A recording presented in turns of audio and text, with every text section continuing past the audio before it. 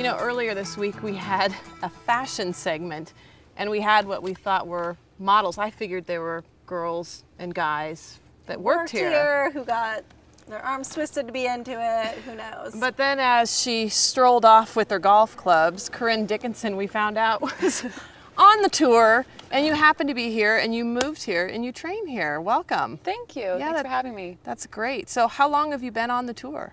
Actually, I'm not. I'm technically on the tour. I'm trying to work towards the tour card.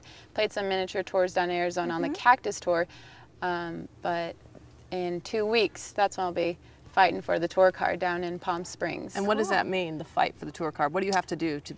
There's 3 stages of qualifying. So headed down to the first stage right now, and the top 70 out of 250 possibly go to second stage, and same battle there, and top 70 make from there, and then third stage, which is first week in December, and they kind of hand you your card as how well you place, and it's both qualifying for the LPGA and the Symetra Tour, which is the tour right below the LPGA. So they kind of hand you a card either to the LPGA Tour, the Symetra Tour, how much status on the LPGA, or how much status on the Symetra Tour. So just place well and see how it goes from there. At what point did this become a goal of yours? I mean, obviously when you're little, it's not, you got to be on the tour. When did you really start going after it? Well, when I was little, I grew up in Norway, so Suzanne Pedersen was always looked up to her, of course, and wanted to be like her. So I was like, oh, I want to be on tour, and you know, every kid says that, but I think kind of right into maybe senior year of high school, freshman year of college, I was like, you know, I'm going to try and do very well here and see how it goes, and it would be really, really neat to try to play for the tour one day. And after finding Joey Pickavance, who works out here, director of golf, when I found him, he was just great inspiration and just believed so much in me that I could do it, so it just gave me the belief I could do it, and thought might as well give it a shot. And so you grew up in Norway, but then you went to college in the States? Correct. Yeah, where did you go? And University of Washington, and I enrolled there in 2007 and graduated in 2011. And that's how you found Joey, then you ended up... Yeah, he was in Seattle in 2011 and bumped into him accidentally, and I got to know him and his... kind of fortuitous, just a little bit, but yeah. Yeah, so that was great, and then he got offered back a position here, and he was like, no, you're more than welcome to come down and stay with me and my family and practice as much as you want out at Pronghorn. I was like, sounds great. It's like winning the lottery. Seriously. Come live in my house and practice at Pronghorn, and here's $1,000. Like, Yeah, seriously. Just doesn't get much better. yeah. So you talked a little bit earlier about qualifying, and what happens if those two, when you're top 70 in 2 of them, what if you're not top 70 in the 3rd one?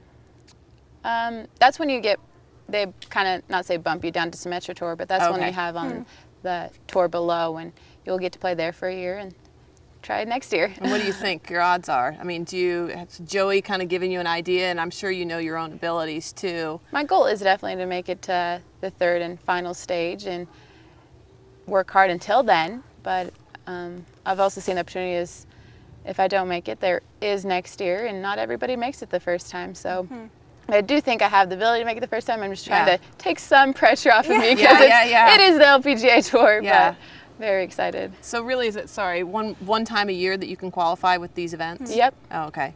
Yeah. Yeah. Golf is such a mental game, and everyone has been there. You hit one great shot, you're doing great, and then you hit a terrible shot and you can't get your head out of it. It's so easy to focus on the negative when you need to just push it to the side and kind of embrace the great shots. And do you have any advice for people? Yeah, give us some tips. I mean, I'm not a club thrower. I don't go that far, but I certainly, for me, I can't even, it's hard for me to get into the game too seriously knowing that the time I need to put into it if I really wanted to become good. So I kind of chalk it up as I'll have 2 or 3 great hits and then I bomb it, and I can't get upset about it because what's the point? I haven't put the time in. That's exactly what you need to think about it, because you'll see people out there like, oh, I usually shoot much better. I'm like, I don't think you do. But call them out there. Yeah, pretty much. But no, advice is just, people go out and play and they're like, well, how much time have you actually spent practicing? They're like, oh, none, just go play. Well, how do you expect to get better? So then at that point, I feel like you just need to enjoy it and embrace what you're doing out there. But do you have friends or siblings or anything that are big golfers as well? Yeah, even friends from college, and I met some now on the road when I was down in Arizona on the Cactus Tour, and met some great girls. So we travel together, and just makes life on the road a little bit easier. So one last question: when you are in this kind of embryonic stage, if you will, of being a pro, who's paying for you? I mean, do you have sponsors now, or is that something that comes at a different level? Is it low levels? You know what I mean? How do you get from place to place right now? It's not easy, but Yeah, kind of yeah. Make it work. Make it work. I mean, they've been great here at Pronghorn. We've been able to fundraise some money around here. Just through the members have been great too, great support. And yeah, we're having a fundraiser tournament for me here in end of September, and it's open to the public, and all the proceeds goes to me and Joey and Pronghorn and a Burrs Resort let all this happen. So Oh, that's fantastic. Let us know about the details of that too, and we'll get it out there for I'll get people. it too, Is it yeah. open to the public? Yep. Oh, on the perfect. Fawcett Cool. course for around $125, I think, and includes prize, golf cart, golf balls, and I believe a lunch after. A spaghetti dinner. Sounds good out here. That's what I would want. I don't know why. No but steak, no, yeah, no, no steak. spaghetti.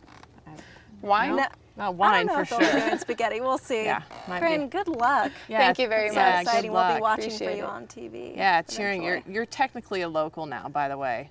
I- Yeah, you might be from Norway and go to school in Washington, but you're Ben's growing on me. yeah. I like it. Welcome to Benlandia. Cool. Thank you. All right, thanks. We'll be right back. Thank you.